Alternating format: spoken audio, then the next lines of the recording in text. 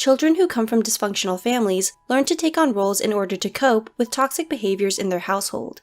Such upbringings affect their traits and habits they carry into adulthood. Those who come from a background of alcohol or drug abuse experience a turbulent childhood and end up playing certain roles to alleviate the sadness, humiliation, or anger they feel. Family dynamics that include other compulsive behavior such as gambling or overeating, overly strict and religious attitudes, narcissism, and physical, emotional, or sexual abuse may also affect children to take on the same roles. People may identify with more than just one role when they grow up in chaotic households. These are 5 types of children from toxic families. 1. The hero or responsible child. The hero or responsible child is wise and mature beyond their years. They're self-sufficient, perfectionist, overachieving, and seemingly composed. In reality, though, they suffer silently and carry the burden of sadness from their parents' toxic behavior. They're afraid of becoming like their parents, so they learn to be the exact opposite. For example, if the hero has a narcissistic and abusive parent, they usually try to be the favorite child, relying on good performance in order to receive love.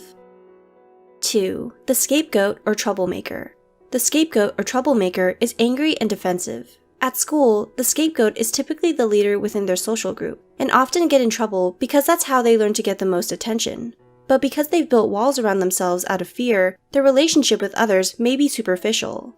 Toxic parents are usually extremely ashamed of them, as they try to convey their situation by acting out family problems that are usually ignored at home. But beneath that hard exterior, they're very emotionally sensitive. They're either the loud, rebellious type or the one easily picked on. And since they've been hurt by their abusive parent, they can be self-destructive. 3. The lost child or dreamer. The lost child or dreamer is invisible within their family and tries to cope with the family's struggles by disappearing and reading books, daydreaming, or watching movies. They rarely get in trouble because everyone sees them as a good kid. It's assumed they also have a good, healthy life at home. The lost child is typically very shy and enjoys having a lot of space and solitude, causing others to view them as loners. Since they're more withdrawn, they struggle to develop important social skills and relationships with others, and often suffer from low self-esteem. 4. The mascot or class clown. The mascot or class clown is usually known as the cute one. They're always ready to lighten the mood with jokes or entertaining shows. Their dysfunctional family makes them feel powerless, so they try to cope by breaking the anger, tension, and conflict with fun and humor. Most mascot children have a friendly disposition and are described as overly nice. Mascot children enjoy helping others because it distracts them from their own problems. Beneath their cheerful demeanor, however, they usually suffer from low self-esteem, anxiety, and depression, developing workaholic tendencies to make up for their insecurities. They also find it painful to ask for help when they're hurt, so they put on a brave smile for the world. 5. The enabler or caretaker. The enabler or caretaker is typically married to an addict, but children can also take on this role.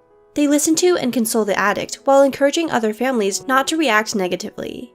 Because the enabler doesn't know how to cope with toxic behavior, they make excuses for the addict's alcohol or drug problems and deny such problems exist, masking the family's downfalls to make sure the public sees them as a happy, well-rounded family. Do you identify with one or more of these 5 types? Is there any advice you'd like to provide to those who come from toxic families? Feel free to share your stories in the comments below.